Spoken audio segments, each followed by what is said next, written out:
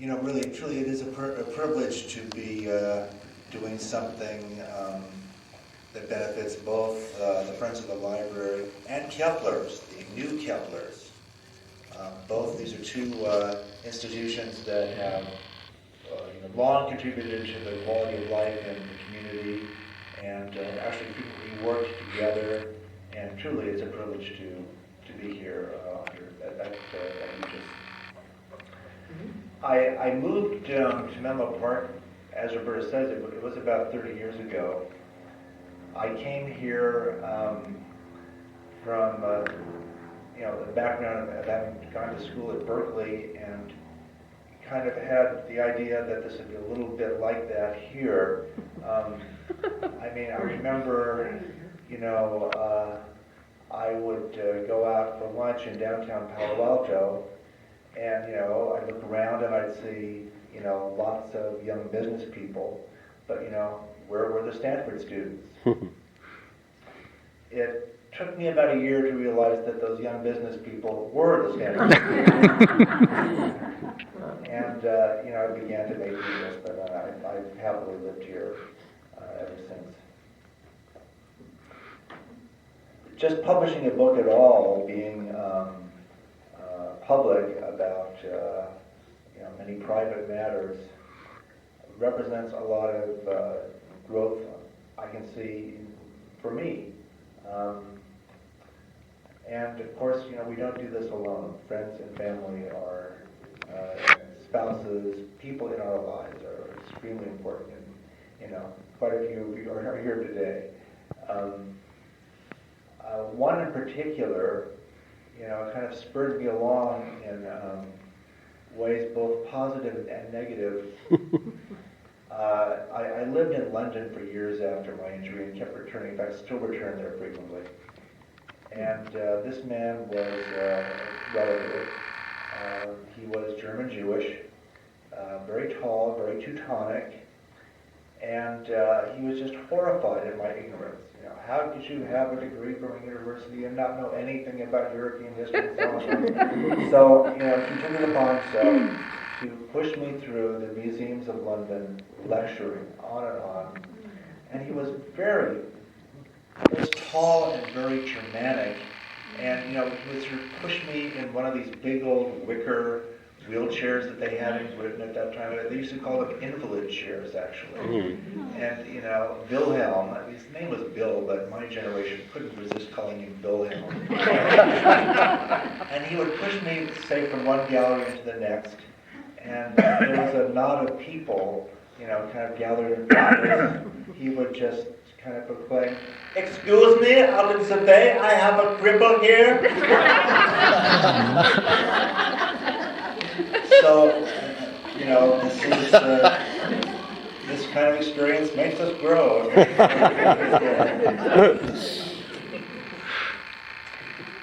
So I thought I would begin with an account of how to make pea soup. How to make pea soup. Step number 1. Become a quadriplegic. This is difficult, but it is not impossible. See appendix. Step number 2. Prepare your vegetables. Place a head of garlic inside a small plastic bag, seal the bag, and place it under your left wheelchair tire. The big tire, of course. Roll forward. There will be a crunching sound, but do not be alarmed. If you really must, open the bag and look inside. You will find that the first tire roll did very little but separate the cloves. Roll back and forth a few more times to actually separate the peels from the cloves and the men from the boys. This is a gratifyingly macho activity. And it doesn't hurt to yell various things like, "Die, you garlic bastards!" while you roll back and forth. Empty the contents of the plastic bag onto a plate. Yes, it looks a bit chaotic, but so did early Jackson Pollock. All you have to do is separate peels from garlic. And okay, so there's probably a little dirt in there too. There's probably a little dirt everywhere. Don't worry about it. Cleanliness is not next to godliness. Cleanliness is next to San Diego. Once the garlic is peeled and crushed, you will feel so good about yourself that the rest of the cooking process will occur almost naturally. Carrots are foolishly designed with green tops and stringy root ends. No problem. Bite off either end with your teeth. That is correct. This is a dental process. Is anyone looking? I should hope not. Quadriplegic cooking is no one's business. What happens in the kitchen stays in the kitchen. The Cuisinart. This is a serious machine. It is French. The French invented other serious machines, such as the guillotine. So don't buy a wimpy little Cuisinart. Get a big mother. Throw all the vegetables into it and then press chop. Don't press on, because your big macho Cuisinart will, within a couple of nanoseconds, reduce all the vegetables to subatomic particles.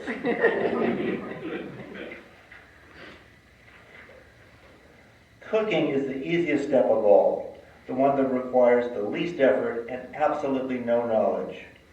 Plug the crock pot in. Slightly differently, plug in the slow cooker. You've heard of slow cuisine? Well, this is the slowest. In fact, expect your pea soup to cook overnight, even for a week. Don't rule out a year, and maybe the entire Obama administration. Go slow. That is the general quadriplegic rule under any circumstances. More.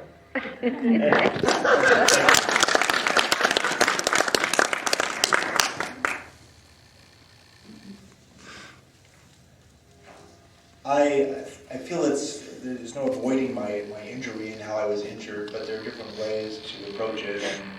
And Elena, who's here somewhere, hello Elena, who's helping me with this book project, suggested that I read a piece that hasn't been published. I've submitted it to a magazine, but hasn't been published. So something of an experiment, but hope you enjoy it. It's called Post Starlight.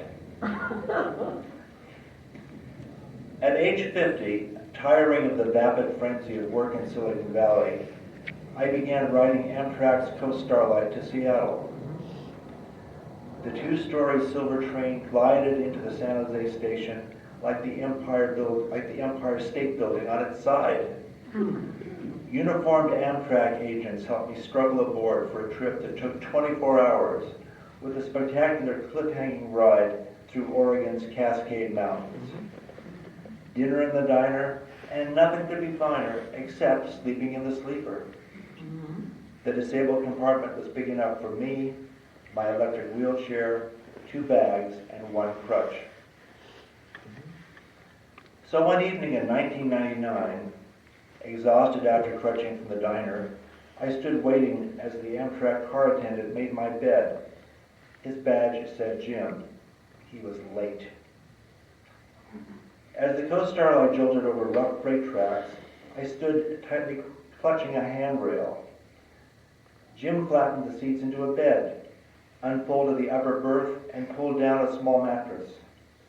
He was not wearing dentures, giving his mouth a collapsed look. In a withering instant, I decided he was downright seedy, not to mention late and black.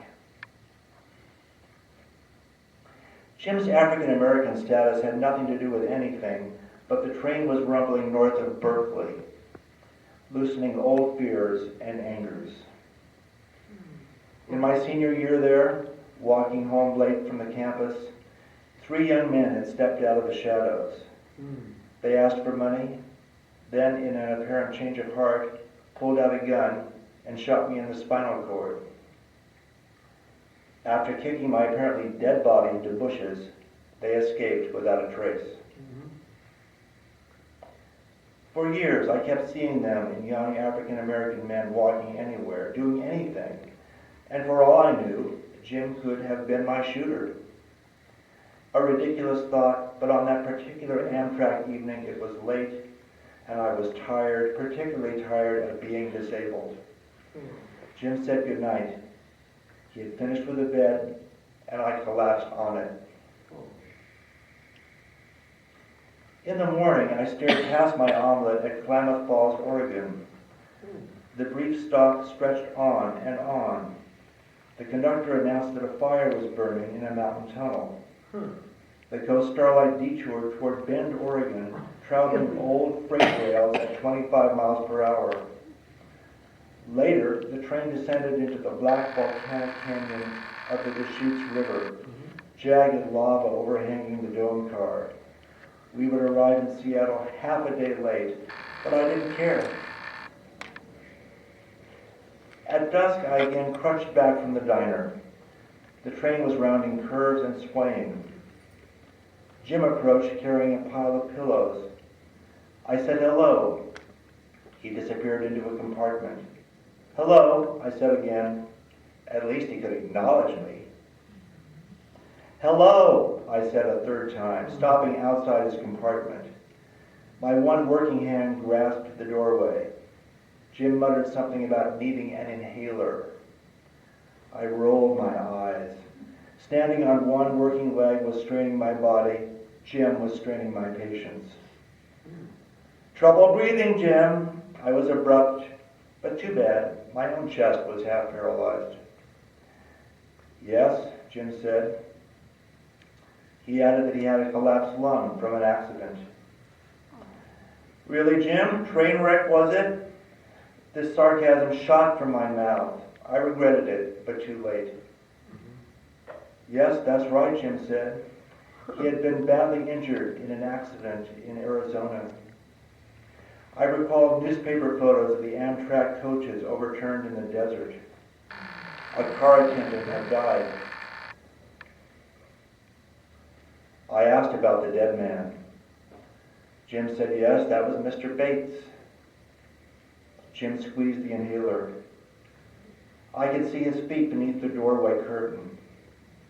With me standing here, Jim standing there, we had arranged ourselves as in a confessional. The Amtrak wreck had punctured a lung and smashed his jaw. Jim had had multiple surgeries. How long had he worked, I asked. Decades.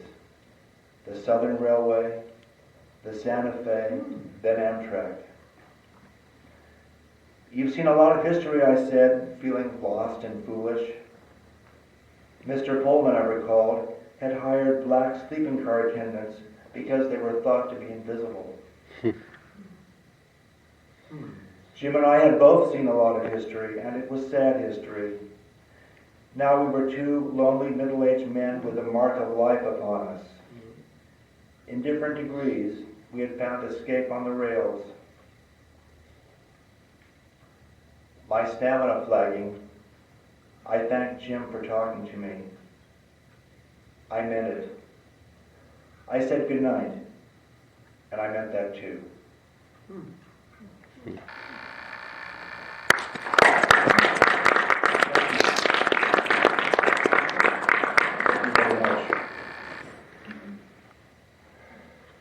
You know, the night, I'll never forget the feeling of being shot and feeling everything kind of inexplicably give way and winding up strangely lying on what looked like a field of black rocks, which is what the street pavement looks like when your head is resting right across it, looking over it.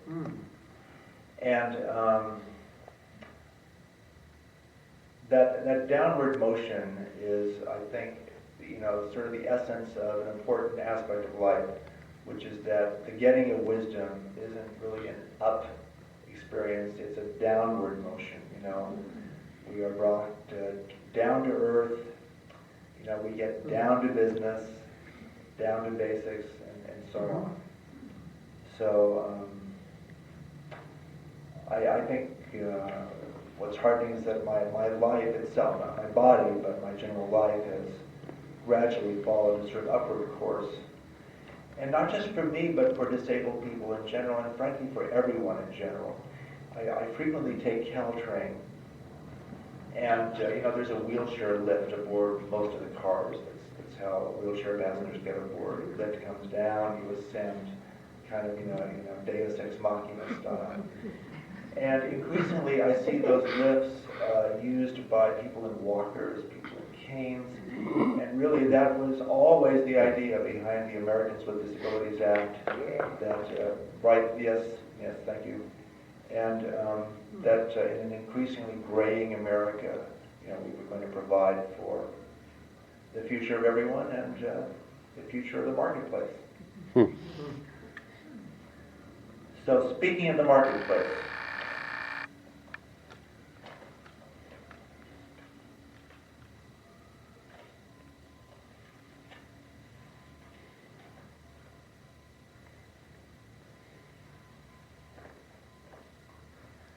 on Sunday mornings, suburban Menlo Park, California, is the scene of an outdoor market. It's a block-long procession of lettuce vendors, flower hawkers, olive oil purveyors, citrus baggers, and so on. I have a way of rolling my wheelchair up and down the stalls, eyeing this, occasionally buying that. I like the idea. The outdoor market is, after all, the quintessential village experience. People gather there not just to transact, but to exchange. The pleasantries, updates, observations, and greetings that weave the social fabric. I often run into someone I know, and this reassures me, making me feel that even without children and immediate family at hand, I have a place in some assemblage of humans. My home, my town, my market.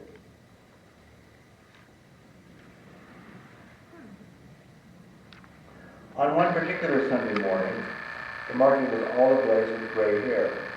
And since I fit right in terms of age, there's no easy, simple reason for what happens to me here on a regular basis. Would I like a pound of mushrooms? A man with a straw hat and scraggly beard displays a plastic bag full of the very shiitakes we discussed moments ago. That will cost you $2, he says. We both know the mushrooms cost $4, which explains why I have extracted 4 $1 bills from my wallet and now have them sitting on my lap right next to the glowing wheelchair battery indicator. Thank you, I say sheepishly. I hit the joystick and roll off. I'm embarrassed. The man is doing something very nice, or thinks he is doing something very nice, and with customers crowded around his stall, I don't want to point out the 50% discrepancy. He is giving me a break, a price break, one that I have not sought and do not need. I'm certain this has to do with my being in a wheelchair. I am Menlo Park's Tiny Tim. I buy my lettuce, mutter God bless us everyone, and make my neuromuscular way to the next stall. The lettuce lady has just given me an unannounced and unexpected free pound of French carrots. I thank her profusely. I do not know what is French about them, and I would not even know that they were carrots if she hadn't insisted that the elongated yellow rather than orange roots were something very special. I am very special. That is what she is telling me with her free pound of vegetables. God bless us, everyone. Thank you.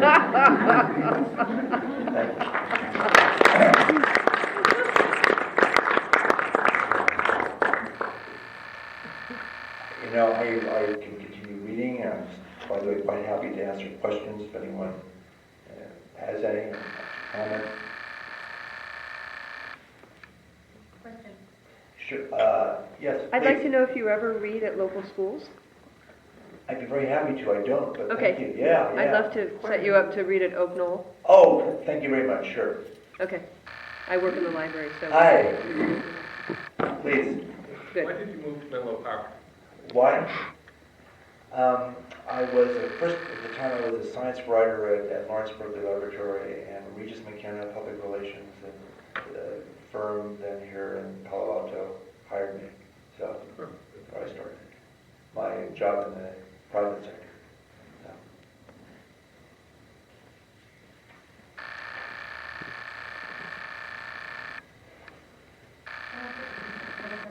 Oh, sorry. Yes, please. Is being in a wheelchair ever a gift?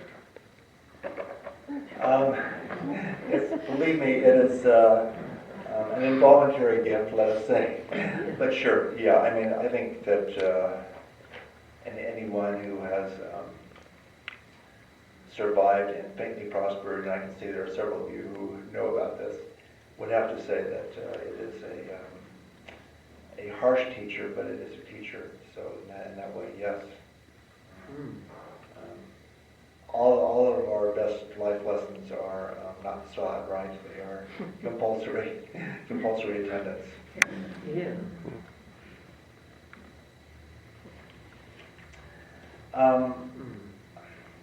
I had the experience of losing a wife a few years ago. Marlou had cancer, and a very bad form of it, actually. And what do you do when you have a sort of a death sentence over your head? You travel. We decided, and so one of the things we did was to take a ship to Europe. I mentioned I go to London frequently, and I've never been on a ship before in my life, but it was something we decided to do. And I kind of got hooked on the idea of no jet lag, actually. So I started doing this now. But anyway, this was the first time, and everything. And many of you have had this experience when you're sharing a life with someone who's dying. Everything is quite intensified, and this trip and everything else we were doing in those last couple of years was intense, poignant, bittersweet, and to use your word, instructive.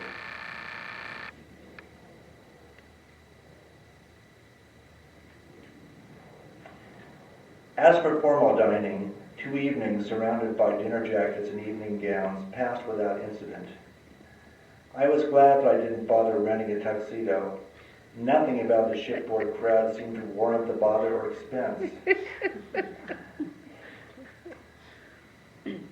Our suburban lives in Menlo Park are so routine and stodgy that getting home from chorus practice at 10 p.m. feels like a wild night.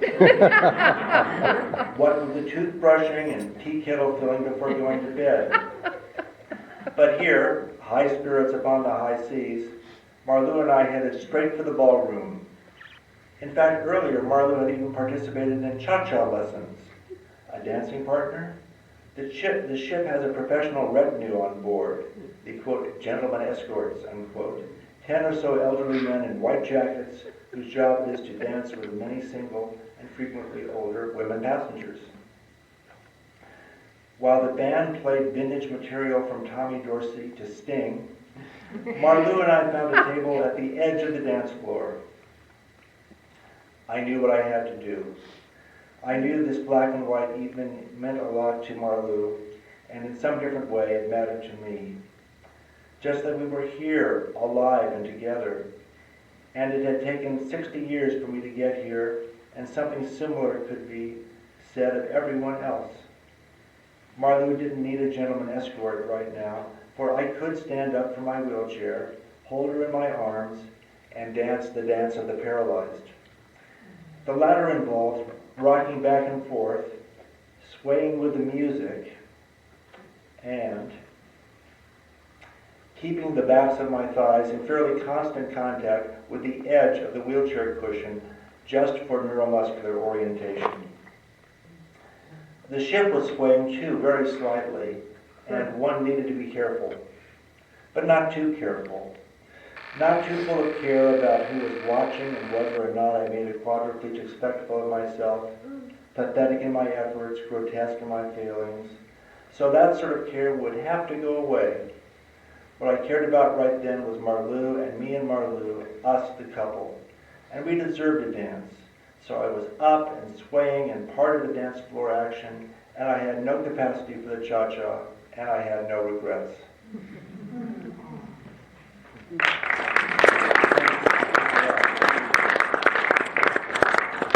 Question here? Yes, hi. Hi. Thank you for your writing is just beautiful. Thanks a It's lot. both funny and stuff. But my question is, how soon after your terrible injury were you able to write about it? Can you repeat the question, Tom? The question is, how soon after my injury was I able to write about it? You know, I've tried to write about it, but I think there are a lot of things. First of all, I've had, a job in Silicon Valley, and it was very tiring, more so than I realized at the time.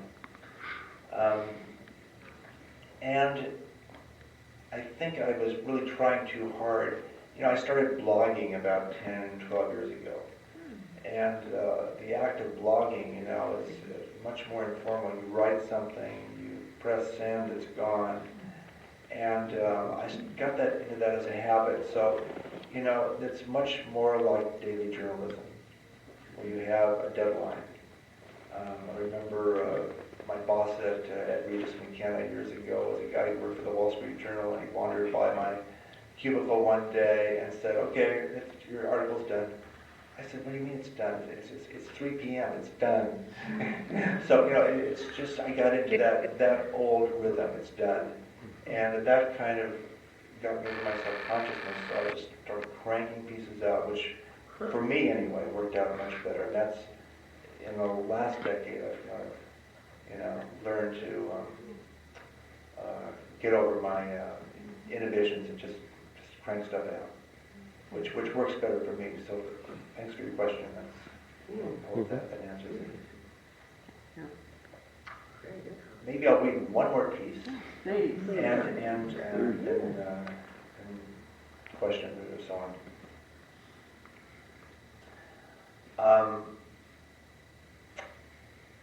Again, when my wife was dying, we had to make various adjustments. And one thing that she used to do was to cut my fingernails. So this became more and more difficult. And I thought, well, it's one of those things that I can get done elsewhere. So one day, I rolled through the doorway of the Solution, Sky Nails, in downtown Menlo Park, California. I felt that I had just crossed some sort of force field or invisible shield in entering this girls' establishment. In fact, it was only a couple of years ago that Marlou explained to me what a day spa was. Anyway, this was Sky Nails. All nails, all the time, no day spas. So what makes it Sky Nails? Ask Rupert Murdoch what makes it Sky News. The sky's the limit, and this was my limit somehow, enlightened though I think I am. A vague taboo probably established long ago that this is a girl's space. Boys go elsewhere. But quadriplegics go anywhere and everywhere, sometimes landing in the world of Tupperware and ready to wear, and here I was at Sky Nails. Vietnam doesn't have a monopoly on fingers, but Sky Nails has cornered the market on Vietnamese fingernail servicing. The proprietor, her position evident in the tone in which she addressed the others on the staff, quietly directed me to one of the fingernail stations. I got it wrong the first time, turning my wheelchair opposite the work area. I also got it wrong the second time, trying to align the chair with the wrong side of the table. In the end, the proprietor gave up, placed a cushion on my lap, pulled up a chair, and began working over my nails. The process began with some clippers. The average, normal fingernail clippers you can buy at Walgreens. I found this rather galling. The equipment was ordinary, available only a few doors down, and the clipping process took all of 3 minutes. I was quite prepared to pay and depart, but no, this was only the overture. Now there was filing. Okay, everyone knows about filing. The way carpenters and metal workers give their last minute attention to smoothing out, removing burrs, eliminating snags. Time to reach for the wallet? Forget it. Cuticles. I am anatomically aware of cuticles and do not dispute their existence. I do, however, dispute their importance. They do not concern me.